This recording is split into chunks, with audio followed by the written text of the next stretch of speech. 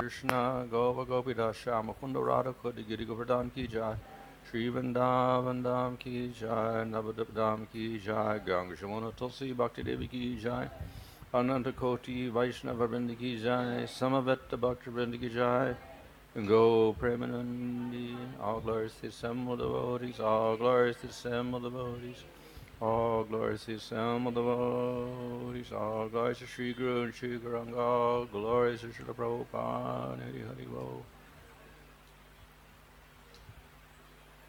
Namo Vishnu Padaya Krishna Prasthaya Bhutale Srimate Bhaktivedanta Swami Nityanamane Namaste Saraswati Devi Gauravani Prachadane Nirvashesha Shunyavadi Paschatya Desha Tadane Sri Krishna Chaitanya Prabhu Nityananda Sri Advaita Gadadhar Shivasadi Gaurabhakta Hare Krishna Krishna Krishna Hare Hare Hare Rama Rama Rama Hare Hare. So in Bhagavad Gita, Krishna introduces different processes. பகவத்கீதையில கிருஷ்ணர் பலதரப்பட்ட வழிமுறைகளை நமக்கு காட்டுறார். So he starts in chapter 2 by introducing jnana. இரண்டாவது அத்தியாயத்தை ஞானத்தை அறிமுகப்படுத்துறது மூலமா அவர் அதை தொடங்குகின்றார். So he talks about not being the body, being the soul. அவர் சொல்றார் நம்ம இந்த உடல் இல்ல, நம்ம ஆத்மா அப்படினு சொல்லிட்டு. But then he switches over to karma yoga. அதுக்கப்புறம் அவர் படிப்படியா கர்ம யோகத்தின் பக்கம் செல்கின்றார். And then in chapter 3 he also talks mainly about karma yoga. மூன்றாவது அத்தியாயத்திலும் அவர் பெரும்பான்மையா கர்ம யோகத்தை பற்றியே பேசுகின்றார். So karma yoga is a process for people who are not qualified for jnana. ஞானத்திற்கு யாரெல்லாம் தகுதி இல்லையோ அவங்க எல்லோருமே கர்ம யோகத்தை பின்பற்றும்படி அறிவுறுத்தப்படுகின்றார்கள். So there are two types of karma yoga. கர்ம யோகத்துல இரண்டு விதங்கள் இருக்கின்றது. One is to perform the activities of our karmas with attachment to material results. ஒன்னு நம்மளோட செயல்களை நம்ம செய்யறோம், ஆனா அதனோட பலன் மீது நம்ம ஆசை வச்சு அந்த செயல்களை செய்கின்றோம். So we're thinking of future lifetimes when we will get some very nice results from our karma yoga. So நம்ம கர்ம யோகத்தை செய்யறது மூலமா நமது எதிர்காலத்திற்கு ஒரு நல்ல பலன் கிடைக்கும் அப்படின்ற ஒரு நோக்கத்தோட நம்ம செயல்கள் செய்கின்றோம். So this is, say, the normal karma yoga for ordinary people who are they're not interested in anything except living in the material world. இந்த பௌதிக உலகத்துல வாழறத தவிர எதிலுமே விருப்பம் இல்லாத சாதாரண மக்களுக்கு இது ஒரு சாதாரண வழிமுறையாகும். At the same time, they realize that to maintain a comfortable position in this world, they have to follow rules and regulations. அதே சமயத்துல இந்த உலகத்துல சுகமா இருக்கணும் அப்படினு ஆசைப்பட்டா நம்ம சில விதிமுறைகளை பின்பற்றி ஆக வேண்டும் அப்படின்ற விஷயமும் அவங்களுக்கு தெரியறது. So the next type of karma yoga is to do all of those activities, to giving up the desire for enjoyment. இரண்டாவது இந்த கர்ம யோகம் என்ன அப்படினா நம்ம எல்லா செயல்களும் செய்யறோம், ஆனா அதனோட பலன்கள்ல எந்த விதமான பற்றும் இன்றி நாம் செய்கின்றோம். So this is a method of karma yoga that leads to jnana yoga. இந்த மாதிரி நம்ம கர்ம யோகம் செய்யும்போது அது நம்மை ஞான யோகத்திற்கு அழைத்து செல்கின்றது. So actually from chapter 3 to chapter 6 he is talking about nishkama karma yoga and how it leads to jnana, realization of atma. So மூன்றாவது அத்தியாயத்திலிருந்து ஆறாவது அத்தியாயம் வரைக்கும் இந்த விதமான கர்ம யோகமானது எவ்வாறு நம்மை ஞான யோகத்திற்கு அழைத்து செல்கின்றது, அதாவது ஆத்ம தலத்திற்கு எப்படி நம்மை அழைத்து செல்கின்றது என்பதை பகவான் பேசுகின்றார். So some people may ask why we call it karma yoga. Usually yoga should be spiritual, but karma yoga is like material activities with material results. So பொதுவா யோகம் அப்படின்ற வார்த்தை ஆன்மீகமானது, ஆனா கர்ம வினை அப்படின்றது பௌதிகமானது. அப்படி இருக்கும்போது எதனால இந்த விஷயத்தை நம்ம கர்ம யோகம் அப்படினு சொல்றோம்னு சொல்லிட்டு நிறைய கேள்வி கேக்குறாங்க. However, we use the word yoga and karma yoga because yoga means to join. அதாவது கர்ம யோகத்துல அந்த யோகா அப்படின்ற வார்த்தையை நம்ம உபயோகிக்கிறோம். யோகா அப்படினாலே இணைக்கிறது அப்படினு அர்த்தம். So through this karma yoga a person becomes joined with purification of the heart. அந்த கர்ம யோகத்தை செய்யறது மூலமா ஒருத்தர் தூய்மையுடன் இணைகின்றார். So this takes place in Nishkama Karma Yoga. இந்த இந்த இது விஷயம் வந்து நிஷ்காம கர்ம யோகத்துல நடைபெறுகின்றது. So once we get purified, then we can get to Jnana Yoga. நம்ம தூய்மை அடைந்த பட்சத்துல அப்புறம் ஞான யோகத்திற்கு செல்கின்றோம். Okay, so Karma Yoga is easier than Jnana because we can engage the body and the senses. கர்ம யோகம் செய்யறது வந்து ஞான யோகத்தை செய்யறதுல காட்டிலும் எளிமையானது. ஏன்னா கர்ம யோகத்துல நம்மளுடைய உடல்கள் நம்மளது புலன்கள் எல்லாத்தையுமே நம்ம ஈடுபடுத்துகின்றோம். So first we engage the senses in a regulated manner, then we start becoming detached from material results. ஒழுங்குபட்ட முதல்ல நம்ம புலன்களை அதுல ஈடுபடுத்துறது மூலமாக நம்ம படிப்படியா அந்த பற்றற்ற நிலைமைக்கு வருகின்றோம். So after we practice karma yoga, gradually we get purified. நம்ம கர்ம யோகத்தை படிப்படியா செய்யறது மூலமாகவே நம்ம காலப்போக்குல தூய்மை அடைகின்றோம். And then finally we can become detached from material enjoyment. அதுக்கப்புறம் இறுதியில நம்ம இந்த பௌதிக ஆசையிலிருந்து பற்றற்ற நிலையை அடைய முடியும். So this is a superior process than trying to artificially renounce everything and perform Jnana Yoga. ஞான யோகத்துல செயற்கையா நம்ம எல்லாத்தையுமே தியாகம் பண்றதை காட்டிலும் இந்த வழிமுறையானது மிகவும் மேன்மையானது. So at the beginning of this chapter, Krishna introduces a very important point. இந்த அத்தியாயத்தோட தொடக்கத்துல கிருஷ்ண முக்கியமான விஷயத்தை பத்தி நமக்கு அறிமுகம் செய்கின்றார். And that is that when you're doing this karma yoga, you have to worship Vishnu.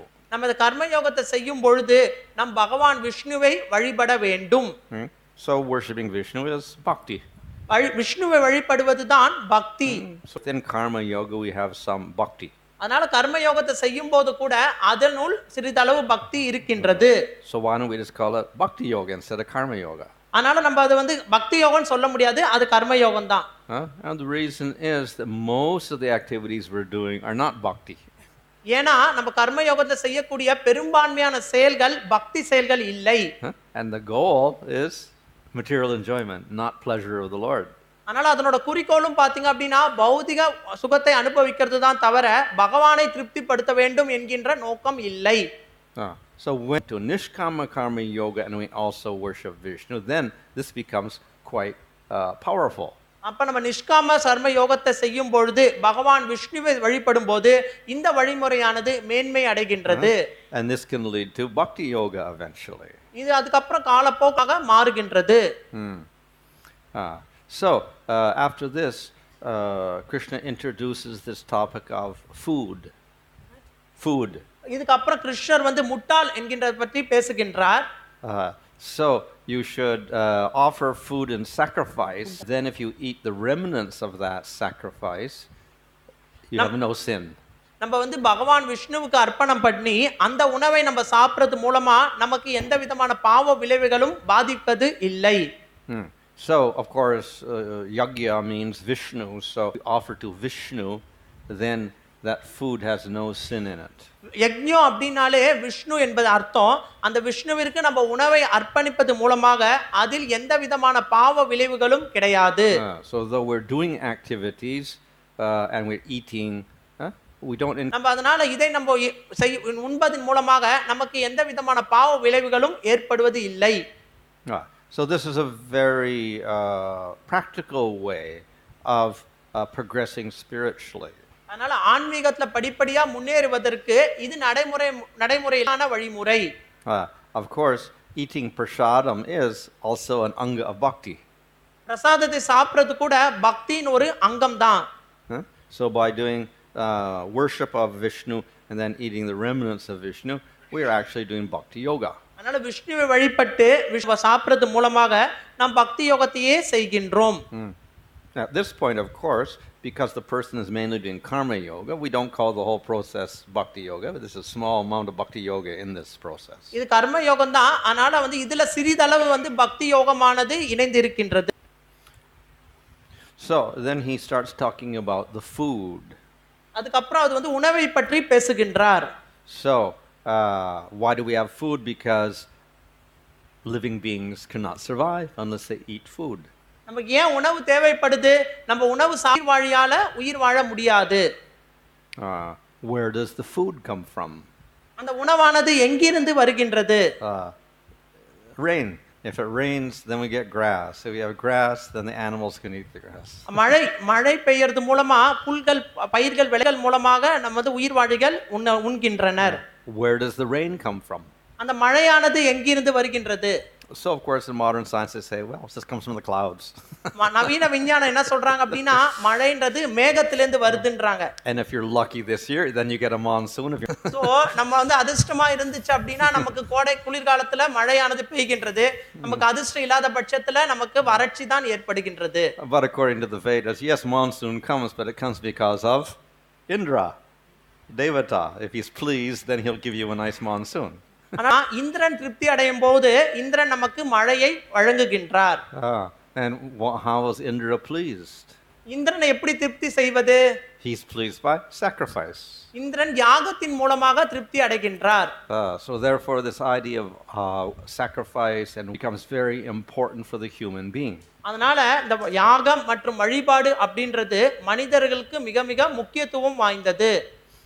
But where does the sacrifice come from? இந்த யாகங்கள் வந்து எங்கிருந்து வந்தது? It's actually prescribed in the சாஸ்திரங்கள்ல வேதங்கள்ல வந்து பரிந்துரைக்கப்பட்டு இருக்கின்றது. Where do the Vedas come from? அந்த வேதங்கள் எங்கிருந்து வந்தது? Supreme Lord. முழுமுதற் கடவுளிடமிருந்தே வந்தது. So ultimately everything gets traced back to the Supreme Lord. அதனால இறுதியில எல்லாமே பாத்தீங்க அப்படினா முழுமுதற் கடவுளிடமே தஞ்சம். We please the Supreme Lord, then we get the rain, then we get the food, then we survive. அதனால முழுமுதற் கடவுளை நம்ம திருப்தி செஞ்சோம் அப்படினா நமக்கு மழை பெய்யறது, மழையின் மூலமாக தானியங்கள் விளைகின்றது, அதன் மூலமாக நாம் உயிர் வாழ்கின்றோம். So the sacrifice or worshiping. அதனால யாகங்கள் இல்ல இந்த வழிபாடு அப்படின்றது மனிதர்களுக்காக கொடுக்கப்பட்டது. Not for the animals. இது மிருகங்களுக்கு கொடுக்கப்பட்டது இல்லை. So human being is in a very special position. ஆனா நிலையில வைத்து பேசப்பட்டு இருக்கின்றார்கள். We can ask, well, if there are no human beings, just animals, and they don't do sacrifice, how do the animals survive? அப்ப மனிதர்கள் இருந்து யாகம் பண்ணும்போது அவங்க உயிர் வாழறாங்க அப்படினா மிருகங்கள் எப்படி உயிர் வாழறதுன்ற கேள்வியை நம்ம Everything goes on very nicely by will of the Lord. ஒரு இதுக்கு பதில் என்ன அப்படினா எல்லாமே பகவானின் விருப்பத்தின்படி நல்லாவே அமைகின்றது. Human being is different. ஆனா மனிதர்கள் இதிலிருந்து வேறுபட்டவர்கள். If he doesn't do bring the whole world, and then we can't survive. We don't get the rain. மனிதர்கள் வந்து சரியா நடந்துக்கல அப்படினா இந்த உலகத்தை முழுவதற்குமே துன்பம் ஏற்பட்டு அதனால அவன் கடைசில துன்பத்தையே அனுபவிக்கின்றார். Of course, we should not only think of rain, we should think of all the necessities that properly then we lack in many ways. அதனால நம்ம வந்து மழை மட்டும் நினைக்க கூடாது. நமக்கு தேவையான அத்தியாவசிய அனைத்து பொருட்களுமே மனிதன் யாகங்கள் செய்வதன் மூலமாக தான் கிடைக்கின்றது. அப்படி நடக்கல அப்படினா அவன் வந்து கஷ்டத்தையே அனுபவிக்கின்றார். So all description is there to show that it is necessary to worship the Supreme Lord in order for the human being to survive in this world. அதனால இந்த மனிதர்கள் இந்த உலகத்துல உயிர் வாழணும் அப்படினா நிச்சயமாக முழுமுதலே கடவுளை வழிபடவுக்கு கொடுக்கப்பட்டிருக்கின்றது. So many years ago people didn't think too much about the problem of rain, but in the last 20 years or 10 years now everybody is talking about water shortage. So அதனால பல வருடங்களுக்கு முன்னாடி பார்த்தோம் அப்படினா ஆனா இந்த 20-10 வருடங்கள்ல பாத்தீங்க அப்படினா எல்லாரும் இந்த தண்ணீர் பற்றாக்குறையை பற்றி மட்டும் தான் பேசிக்கிட்டே இருக்காங்க. And this year Chennai is suffering from no water. ஆனா இந்த வருஷம் குறிப்பா சென்னை வந்து பாத்தீங்க அப்படினா இந்த தண்ணீர் பற்றாக்குறையால மிகவும் பாதிப்படைந்திருக்கின்றது. But not only Chennai, Bangalore also suffers. நம்ம சொல்லலாம். And scientists predict that in 50 years most countries of the world will have a water shortage. விஞ்ஞானிகள் என்ன சொல்றாங்க அப்படினா இன்னும் 50 வருடங்கள்ல உலக நாடுகள்ல பல நாடுகள் வந்து இந்த தண்ணீர் பற்றாக்குறையை சந்திக்கும் அப்படி. அப்ப இதுக்கு என்ன? So scientists have some idea. I don't know, what is it? No more paper bags, plastic bags, no more exhaust fumes, no more gas. They have some things they want to do to stop the weather change. விஞ்ஞானிகள் வந்து இருக்க கூடாது, உரத்தை பாதுகாக்கணும் அப்படி பல யோசனைகள் அவங்க சொல்லிக்கிட்டே இருக்காங்க. Main problem is that human beings cannot control their senses. ஆனா பெரும்பான்மையான பிரச்சனை எப்படின்னா மனிதர்களை வந்து அவர்கள் புலன்களை கட்டுப்படுத்த முடியாது. Everybody wants to make some சம்பாதிக்கலாம் நினைக்கிறாங்க. And in doing that, we destroy the world. ஆனா அதை செய்யும் பொழுது நம்ம கிட்ட இருக்கக்கூடிய வளத்தை நம்ம அழிச்சிடுறோம். So, how do we control the senses? நம்ம புலன்களை எவ்வாறு கட்டுப்படுத்துவது? Scientists have not solved that. They can say the cause is this, and this, but they can't make the people do anything to control themselves. இதுக்கு காரணம் இதுன்னு வேணா சொல்லலாமே தவிர மக்கள் வந்து தங்களது புலன்களை கட்டுப்படுத்துவதற்கு அவர்களால் எந்தவித வழியும் சொல்ல முடியாது. So that is why the Vedic literature prescribes வழிமுறையை இந்த வழிபாட்டு வழிமுறையை நமக்கு பரிந்துரைக்கின்றது. So worship implies that we recognize higher authority. வழிபாடு அப்படினா நம்ம முதன்மையான நபரை நம்ம அங்கீகரிக்கிறோம் அப்படின ஒரு அர்த்தம்.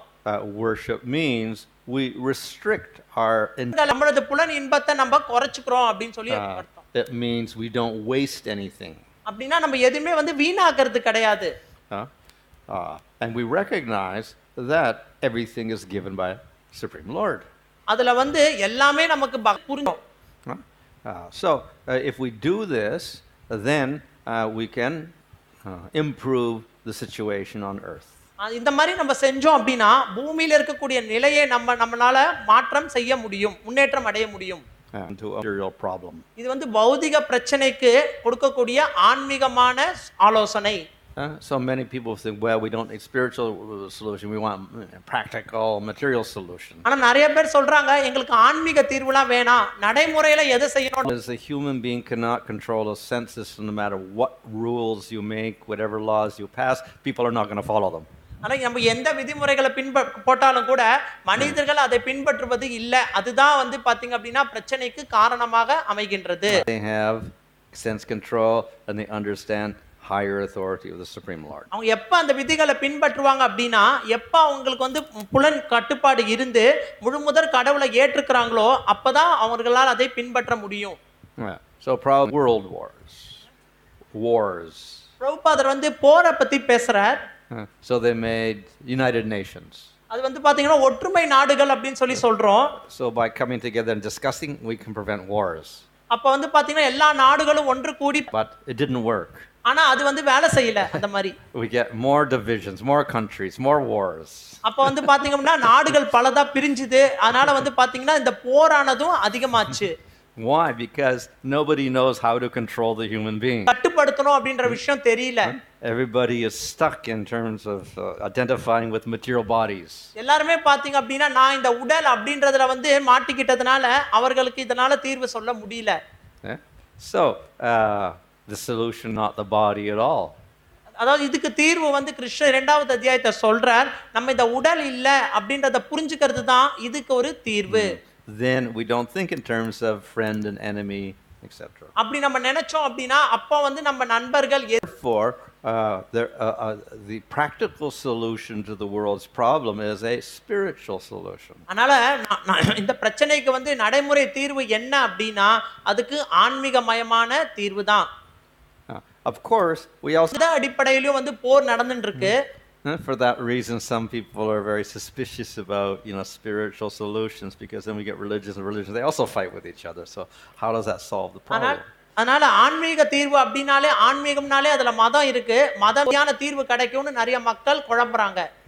So this problem arises, conflict in religions, because the religions become dominated by materialistic interests and political interests. இந்த மதங்களை வந்து பௌதிக தளத்திலே இருந்து அணுகுறாங்க. அதனால வந்து பாத்தீங்க அப்படினா மதத்தனால நிறைய பிரச்சனைகளையும் அவங்க வந்து உண்டாக்குறாங்க. So therefore we have to practice spiritual life, and we have to separate it from materialistic விருப்பத்திலே இருந்து நம்ம வந்து விலகி வெளியே வர வேண்டும். So in this particular section of chapter 3, Krishna is calling this whole system where we have the rain and the food and the worship. It's a circle. It's a cycle. மூன்றாவது அத்தியாயத்துல இந்த பகுதி, அதாவது மழையின் மூலமா தானியம் விளையிறது, தானியத்தின் மூலமா மனிதர்கள் வாழறாங்க. இத வந்து ஒரு சுழற்சி அல்லது ஒரு வட்டம்னு சொல்லி கிருஷ்ணர் சொல்றார். Probably in elementary school. The rain cloud comes down, it rains down here, and then evaporates, and it goes back, and we got the trees in there and everything, so we got a cycle like this. So there's many cycles that take place within material nature. அதாவது பள்ளியில பாத்தீங்க அப்படின்னா வரைபடம் காட்டி மாணவர்களுக்கு சொல்லிட்டு ஒரு படம் மாதிரி போட்டிருப்பாங்க. இது மாதிரி பௌதிக உலகத்துல நிறைய விஷயங்கள் வந்து படம் போட்டு சொல்லி கொடுக்குறாங்க. So the cycle works very nicely if there's no human being. இந்த சுழற்சியானது மனிதர்கள் இல்ல அப்படின்னா நல்லபடியா நடக்கும். That's very nicely. அப்ப இந்த மழையின் மூலமா தாவரங்கள் விலங்கினங்கள் மட்டும் இருந்துச்சு அப்படின்னா இந்த சுழற்சியானது நல்லாவே செயல்படும். When we get the human being, that whole cycle gets interrupted. அப்ப மனிதர்கள் அதுள்ள நுழையும் பொழுது இந்த முழு சுழற்சியுமே வந்து பாத்தீங்க அப்படின்னா பாதிப்பு. Greed. ஏன்னா பேராசை தான் இதுக்கு முதன்மையான காரணம். So the human being will cut down all the trees, or he'll pollute all the water, or he'll kill all the animals, he'll dig up all the land for mines or whatever. Many things he'll do, and this upsets that whole. இந்த பூமியை சுரண்டுறாங்க, அந்த மாதிரி தங்களுடைய வளத்தெல்லாம் எடுத்துக்கிறாங்க. இந்த மாதிரி பிரச்சனைகள் உண்டாகிறது மூலமா இந்த சுழற்சியானது பாதிப்பிற்கு உள்ளாகின்றது. So when we have the human being living on earth, then we have a new cycle that takes place. So this cycle involves the human being worshiping the Supreme Lord. இந்த சுழற்சி வந்து பாத்தீங்க அப்படினா மனிதர்கள் முழுமுதற் கடவுளை வழிபடக்கூடிய திட்டத்தின் அடிப்படையில் செயல்படுகின்றது. So when we do that, இந்த சுழற்சியானது முழுமை அடைகின்றது. And then the human being can have a comfortable life with enough rain, enough food, etc. இது மாதிரி செஞ்சோம் அப்படினா மனிதர்களுக்கு தேவையான அளவுக்கு உணவும் தேவையான அளவுக்கு மழையும் diagram at the top is the Lord, the Vedas, and the sacrifices. So that's important for the human being. இந்த படத்துல பாத்தீங்க அப்படினா யாகங்கள் மழையை பத்தி வந்து போட்டுருக்காங்க. இது வந்து பாத்தீங்க அப்படினா மனிதர்களுக்கு மிக மிக முக்கியத்துவம் வாய்ந்தது. இதுல இருந்து ஒரு விஷயத்தை எடுத்துட்டோம் அப்படினா அப்ப அது வந்து ஒரு சுழற்சியாக இருக்காது. So the rain doesn't come properly, we don't get the food, the body isn't nourished properly. அதனால மழை இல்ல அப்படினா நமக்கு அந்த அளவுக்கு தானியங்கள் இருக்காது. அப்ப நமக்கு வந்து உடலுக்கு தேவையான ஆரோக்கியம்.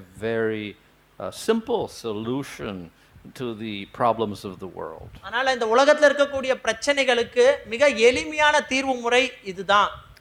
If we can actually institute this properly among the world. இத மக்களிடத்துல நம்ம செயல்படுத்தினோம் அப்படினா நமக்கு உலகத்துல இருக்கக்கூடிய பல பிரச்சனைகள் வந்து தீர்ந்து போய்விடும். And the reason is that this sacrifice or worship of the Lord and obedience to scripture, it actually முதற் கடவுளை வழிபடுறது அப்படின்றது மனிதனை முழுமையாக மாற்றக்கூடியது. On the level of karma yoga, if we follow that, then at least we regulate ourselves and we minimize the violence. அதனால கர்ம யோகம் அப்படின்ற குறைக்கலாம். If we get to nishkama karma yoga, then we reduce our material needs. We become more detached. நம்ம வந்து நிஷ்காம கர்ம யோக தளத்துல செய்யும் பொழுது நம்ம இந்த பௌதிக விஷயத்திலிருந்து பற்றற்ற நிலையில் அடைகின்றோம். If we get in the material world. அதுக்கப்புறம் ஞான யோகம் செஞ்சோம் அப்படின்னா அவர்கள் இன்னும் பற்றற்ற நிலைமையில இந்த பௌதிக ஆசைகள் எதுவும் இல்லாமல் இருக்கின்றனர். However, very few people reach that level. We can't tell everybody become a jnani and stop eating and everything. யோகி ஆகி ஒரு சாப்பிடுறாங்க உலக ஆசைகளை இருக்காம வாழறாங்க அப்படின்ற மாதிரி செயல்படுறது ரொம்ப ரொம்ப கடினமானது. So the other solution is bhakti yoga, worship the Lord. அதனால இதுக்கு வேறு தீர்வு என்ன அப்படினா பக்தி யோகம் முழுமுதற் கடவுளை automatically we begin to become detached. பக்தி யோகம் செய்யும் பொழுது நம்ம படிப்படியாக நம்ம எல்லா விஷயத்திலிருந்து பற்றற்ற நிலையை அடைகின்றோம். We get rid of all of our anarthas like greed. நம்ம பேராசை முறையை வந்து குறைத்துக் கொள்கின்றோம். So all of the different rules and regulations of scripture that we find in karma yoga naturally manifest in the human being who follows bhakti yoga. அதனால பக்தி யோகத்தை யாரெல்லாம் பின்பற்றாங்களோ அவர்